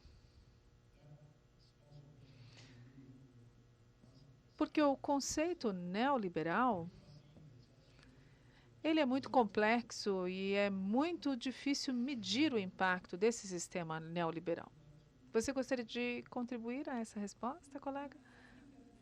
Eu acho que é uma pergunta excelente e eu concordo com o Mikael. Eu acho que a reforma tributária em 91 na Suécia foi muito influenciada pela reforma americana e a reforma que ocorreu no Reino Unido também. Temos de ter em mente que a história da Suécia é muito diferente, sua trajetória é muito diferente da trajetória do Brasil. Nós temos uma população bem homogênea até há 20 anos. Fomos abençoados por não participar de nenhuma guerra. Ou seja, uma economia em franca expansão. Foi o que tivemos durante muitos anos. E uma população homogênea, onde todos desejam a mesma coisa, o mesmo bem-estar social, aquele mesmo pacote. Eu acho que isso está se rompendo. Sim, há fissuras que nós vemos no bem-estar social e hoje vemos isso. O estado do bem-estar social era um modelo que valia a pena manter, mas quando a população se tornou mais heterogênea e a receita não é mais suficiente para apoiar a qualidade de vida que as pessoas querem, agora as pessoas estão comprando seus seguros, seguro de saúde, para ter um melhor atendimento no hospital, estão comprando esses planos de saúde e, ao mesmo tempo, têm que pagar os tributos para o sistema público, ou seja, estão pagando 2 vezes. E quando não mais quiserem fazer isso, quando o sistema não mais for universal, todos estarão pagando, todos deveriam se beneficiar, e aí talvez haja uma ruptura no estado de bem-estar social.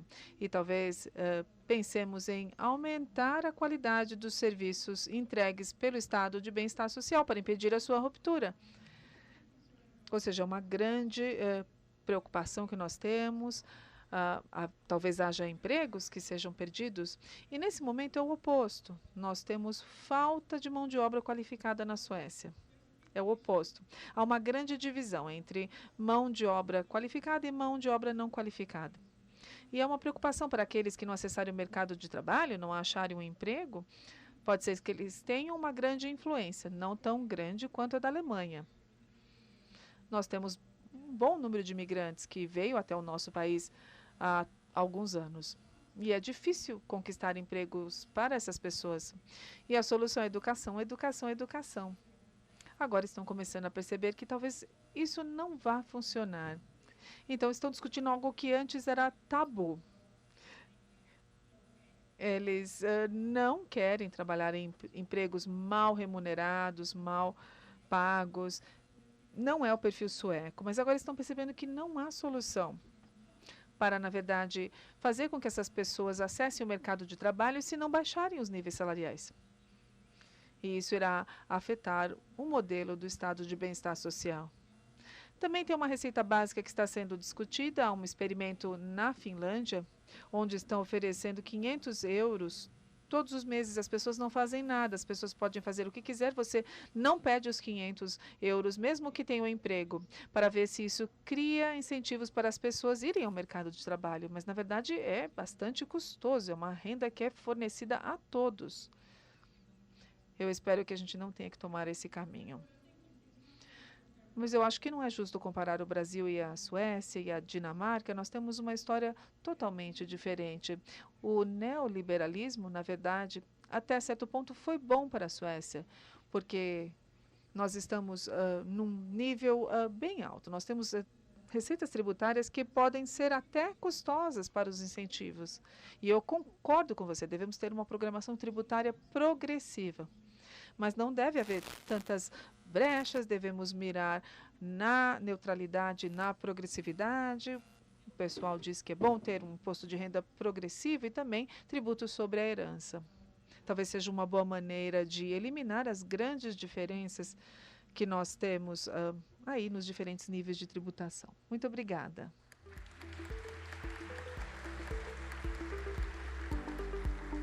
Bom, vamos iniciar abrindo isso. As diferenças são grandes socialmente, não é só de língua, né? Vamos ter que compatibilizar isso. Tem mais de 50 perguntas. Então eu tentei aqui fazer um bloco aqui de 15. Vamos lá. Professor Micael, eu separei aqui as que falam de estado de bem-estar social. Na virada do século XIX para o século XX, a Europa como um todo, inclusive os países escandinavos, era muito desigual. Após as grandes guerras, o continente como um todo se tornou muito mais igualitário, e os países nórdicos se tornaram os mais igualitários do mundo.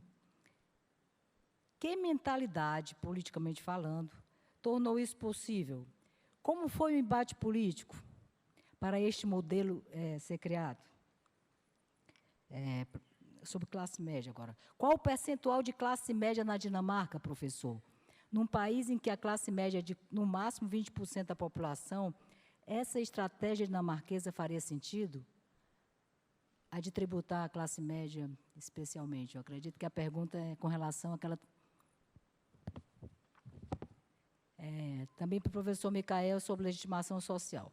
Como se construiu na Dinamarca esse consenso em termos da importância social dos tributos e do desenvolvimento igualitário?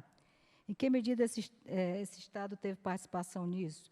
Em que medida o Estado teve participação? Isso é do Christian Azevedo. Agora, para os dois, Micael e Asa. Qual a diferença entre o salário mínimo e o salário mínimo de um juiz em seus países? O que vocês fazem para que os donos de capitais gerem empregos e não usem seus recursos no mercado financeiro, emprestando dinheiro para os países que pagam altas taxas de juros, como o Brasil? Agora, sobre bem-estar e democracia. O bem-estar social é quem mantém a democracia na Dinamarca, professor Micael? Ou é o contrário? Socialismo e comunismo são compatíveis com essa realidade? Asa e Micael. Agora, sobre o Pacto Federativo. Como é a distribuição da arrecadação tributária entre o governo central e os entes federativos? Qual a responsabilidade dos municípios nas políticas públicas em relação às responsabilidades do governo central? Na Dinamarca e na Suécia, claro. Outra pergunta para os dois, Asa e Micael. Parece-me que uma tributação igualitária é eficiente em uma sociedade com pouca desigualdade de renda, mas seria injusta e regressiva numa sociedade como o Brasil, com muita desigualdade de renda e que não conseguiu ainda fazer essa redução da desigualdade. O que é que vocês acham sobre isso? Pronto, né? Primeiro bloco. Tá bom ou querem mais? Que tal? Ok.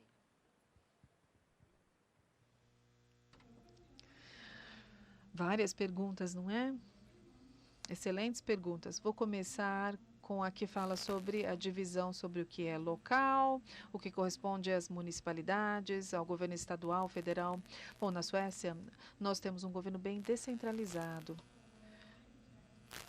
O imposto sobre o mercado de trabalho, que é local, é uma taxa fixa que gera bastante receita, que é uma receita local, receita tributária local. Então, a educação e boa parte dos serviços sociais que você obtém do bem-estar social do Estado é distribuído pelos governos locais, municipais. E já houve preocupações com esse sistema recentemente, porque há uma grande diferença na base tributária entre as diferentes cidades. Se você mora numa cidade onde há um alto nível de desemprego e as pessoas têm baixa renda, você tem menos receita do que viver em Estocolmo, onde as pessoas ganham muito dinheiro e as pessoas, na sua maior parte, têm empregos. Ou seja, é um sistema onde tentamos redistribuir dentro do próprio sistema. É um pouco difícil fazer isso, um pouco complexo. Eu diria que hoje em dia há preocupações sobre essa abordagem descentralizada e talvez a gente regrida um pouquinho para um modelo mais conservador. Mas basicamente eu diria que na Dinamarca e na Suécia nós temos os dois países mais descentralizados que eu conheço.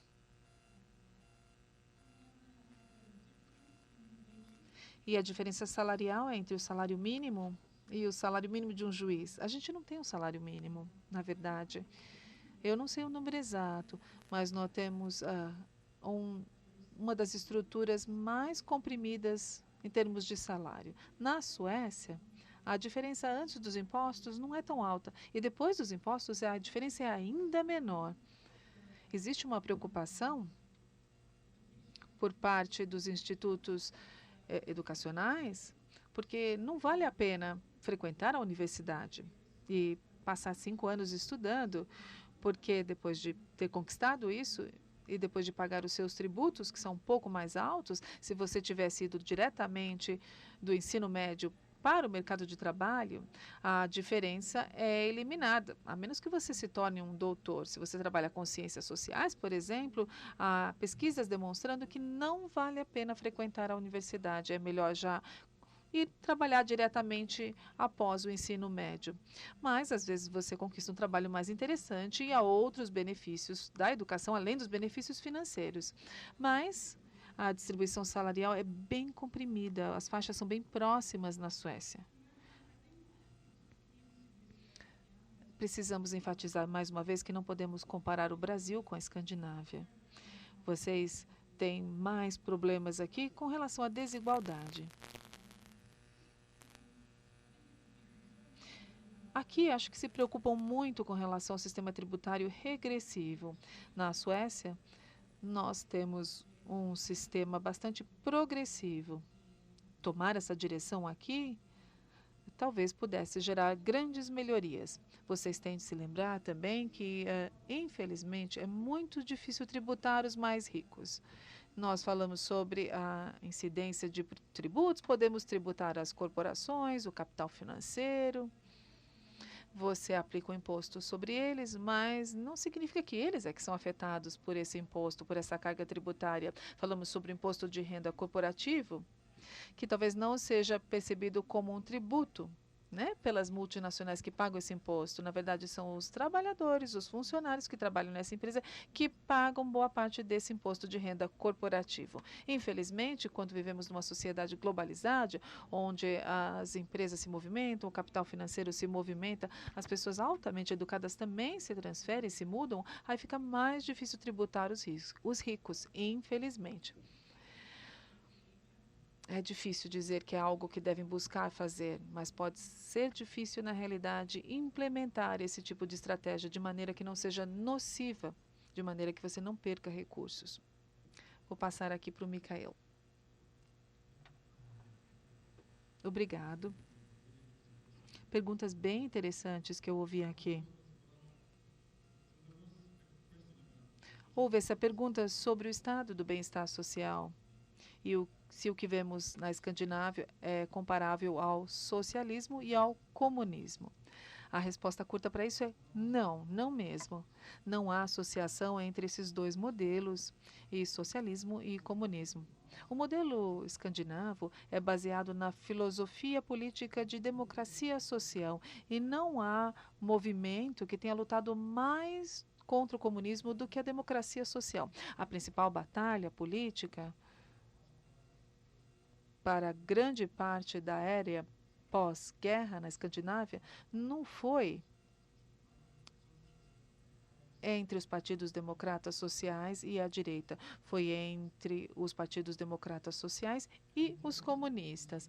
E a diferença entre democracia social e socialismo rígido, é que os democratas sociais acreditam que tudo deve ser legitimizado por meio de um processo democrático. Se você não tiver o apoio da população, você não vai ser capaz de conquistar nada. Essa é a lógica do socialismo de reforma, que é a democracia social no seu âmago. E também é importante lembrar que, diferentemente do movimento comunismo ou socialismo rígido, os democratas sociais nunca questionaram os mercados livres. Ou seja, eles, na verdade, exploraram o mercado livre, acreditaram no mercado livre e o exploraram para gerar as receitas, os fundos e para criar a fundação econômica do estado do bem-estar social. Ou seja, de certa forma, há uma divisão do trabalho. Deixando o mercado fluir, deixando o mercado ser livre e conquistar os recursos financeiros, esses recursos financeiros podem ser investidos no estado de bem-estar social. Esse é o âmago dos movimentos democratas sociais. E não há muita associação com o socialismo de fato e com o comunismo. E aí houve uma pergunta também sobre como foi possível estabelecer a importância, essa ideia, a crença na importância dos impostos. Eu entendi essa pergunta assim. Como foi possível, como é possível legitimizar esses impostos tão altos que as pessoas têm que pagar? Eu acho que nesse caso é importante compreender que não começou pelos tributos. Nenhum governo, nem mesmo o governo democrata social, tributa as pessoas simplesmente pelo fato de tributar. Eles aplicam os impostos porque querem financiar outras áreas. Toda essa história começou para expandir o estado de bem-estar social. Era mais uma preocupação com o estado de bem-estar social e como gerar as receitas para financiá-lo. E ao fazer isso, ao demonstrar, por exemplo, que dinheiro seria investido com o bem-estar social e o progresso social poderia ser conquistado, e isso poderia ser ainda mais expandido. Portanto, ninguém teve de sacrificar boa parte dos seus ganhos porque os políticos achavam que era simplesmente divertido impor esses tributos.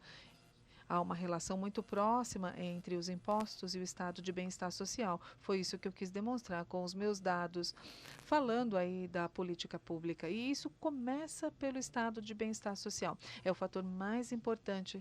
É por isso que as pessoas apoiam o estado de bem-estar social e é por isso que estão interessadas nos serviços sociais, no benefício, na seguridade social oferecida pelo estado de bem-estar social, e é por isso que concordam em pagar esses tributos. Também houve uma pergunta relacionada à questão histórica e à transformação histórica que nós tivemos da desigualdade para uma sociedade muito mais igualitária. A pergunta foi como que isso foi possível. A principal resposta a isso é voltar ao que nós colocamos ali antes. É necessário compreender esse comprometimento entre o trabalho e o capital, ou entre os negócios e o trabalho. Muito disso tem a ver com a aceitação mútua de cada parte desse processo, de cada parte que participa da economia.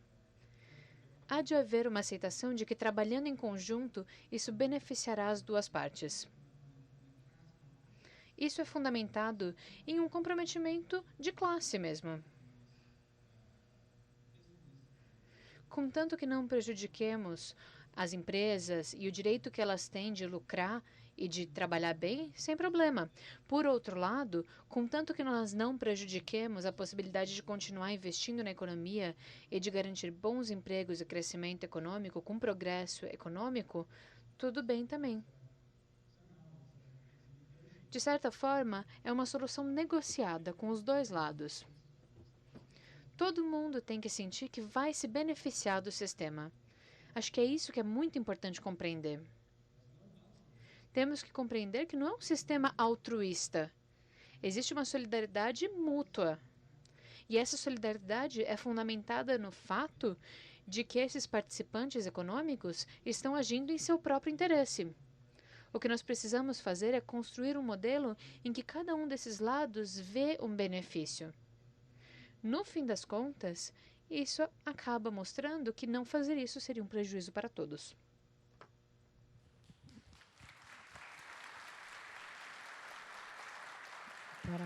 Obrigada. Temos mais perguntas, né? Uma sou eu vou fazer. Tenho curiosidade aí, professor Micael. É muito normal em campanhas políticas os candidatos falarem que vão cortar tributos para ganhar voto, obviamente. E, normalmente, a população não se dá conta que isso também reduz o estado do bem-estar social. Pelo menos no Brasil, não se percebe. Eu pergunto, no país de vocês, quando o candidato fala que vai cortar imposto, vai reduzir a alíquota, a sociedade, que já tem uma percepção mais forte da questão tributária, entende essa relação? Ela sente que que pode haver um prejuízo para ela? Essa é uma pergunta. Agora tem várias perguntas, entendeu? Certo? Sobre pejotização. Eu não sei se ele sabe o que é pejotização. Vou falar várias. Pejotização, transformação da pessoa física em pessoa jurídica para pagar menos imposto. Essa pergunta é para a ASA. Com a tendência de reformas trabalhistas no mundo, com o aumento da flexibilização e a pejotização, não, desculpe, é precarização, tem outra. Não ficará inviável manter o mesmo nível de arrecadação com o sistema tributário baseado em contribuições sociais? Agora é sobre pejotização. Professor Micael, considerando que a percentagem da carga tributária está em 50% do imposto de renda das pessoas individuais, né? E só 6% nas corporações, não ocorre o fenômeno da pejotização? Como evitar? Não é importante ter um equilíbrio entre eles? Professora Asa, no Brasil, os dividendos distribuídos pelas empresas não são tributados. Por outro lado, a tributação sobre o salário pode chegar a 72,3%. Com caráter mais previdenciário, e 33,3% não previdenciário. E 5,8% é muito. E 72,3% e 33,3% pode chegar. Essa diferença de tributação, 0% sobre o capital e 72,3% no trabalho, leva muitas empresas a recomendar seus empregados que constituam empresa, a fim de simular como rendimento de capital o rendimento do trabalho. Como a autoridade fiscal sueca combate esse tipo de simulação? Deixa eu ver só.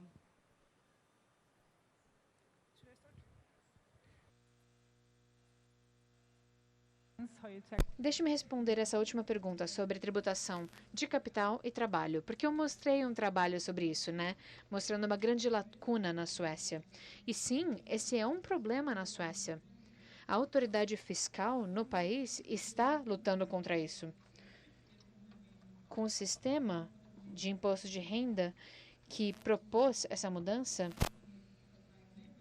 mas que deixou o imposto de trabalho muito alto e de capital muito baixo, nós criamos novas regras para evitar que as pessoas fizessem essa transferência de renda. Ou seja, há regras muito restritas de que se você tiver uma corporação, tem um certo valor que você pode tirar como receita de trabalho e como receita de ganho pessoal.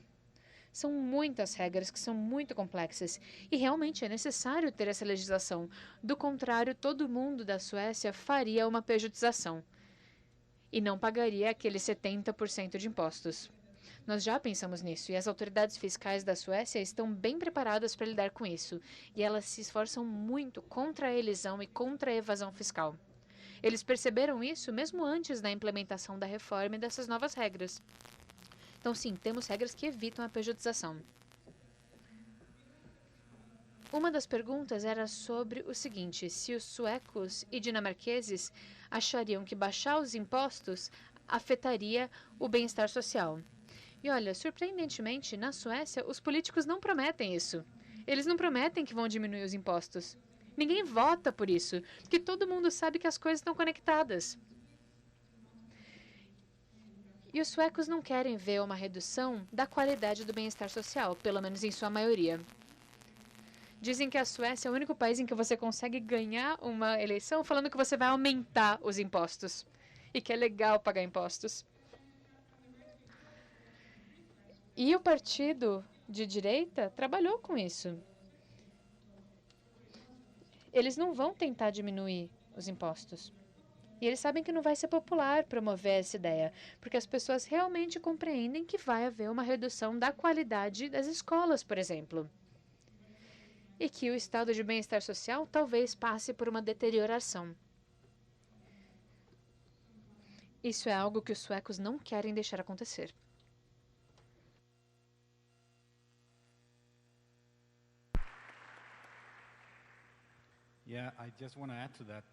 Sim, quero adicionar algo a esse comentário.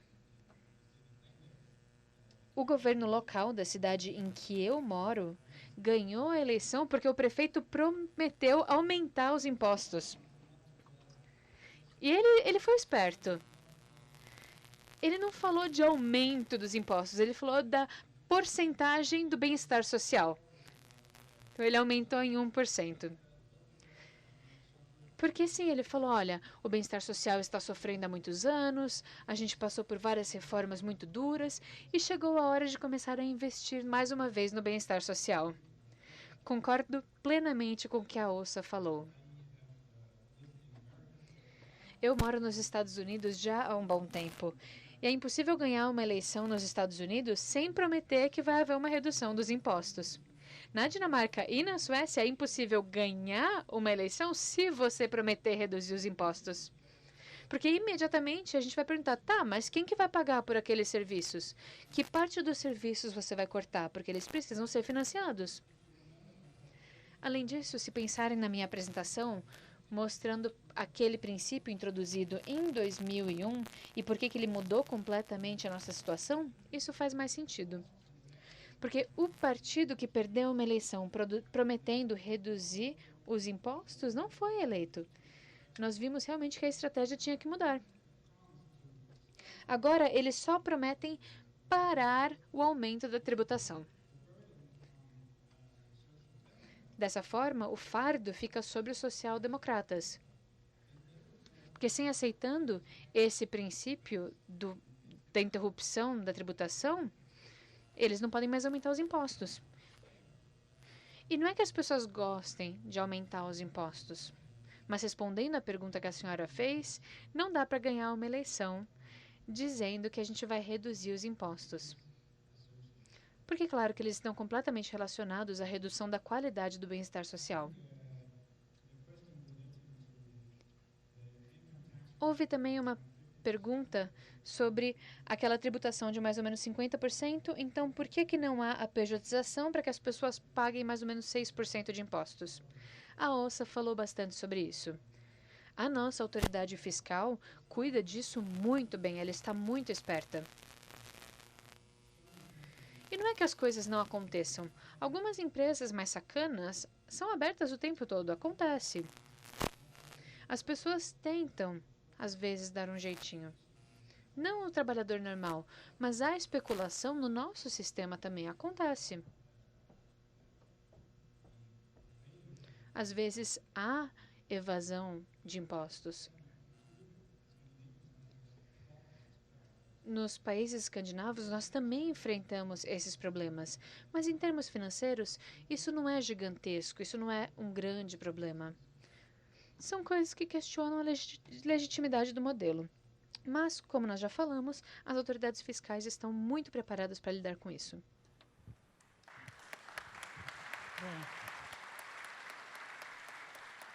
Obrigada.